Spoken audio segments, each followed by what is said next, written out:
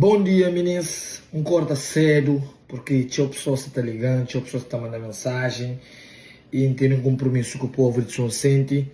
Só para me falar, mas estou super contente. Quando acorda 6 horas para amanhã, nós estava com $18.000 de ajuda.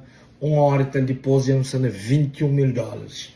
Já não são $21.000 e automaticamente já entro em contato com o Hélio Monteiro, já entro em contato com o Bodzé, já entro em contato com o Tininho.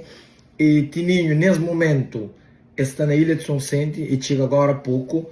E também hoje de perto, maneira que não pode ajuda. Hélio Monteiro, já entra em contato com que negócio, que onde que está vendendo aquele colchão para 13 conto, mas as pessoas está vendendo ele para 10 conto. E também Hélio Monteiro está bem para Copa, para hoje se Copa já abre e mora que não está fazendo para não conseguir comprar cestas básicas para não entregar a família.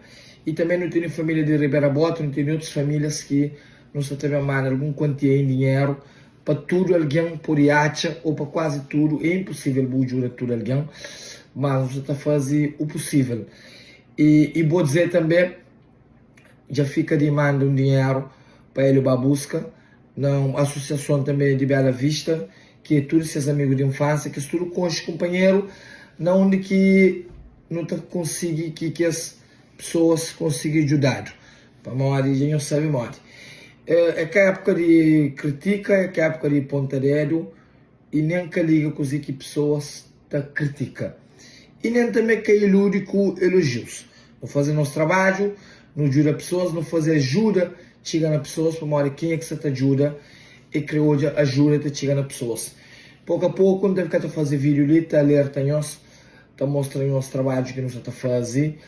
E nós continuamos a partilhar link, a partilhar vídeo, que com certeza mais família também ser ajudar, ok? Um bom dia para todo alguém, nos junto.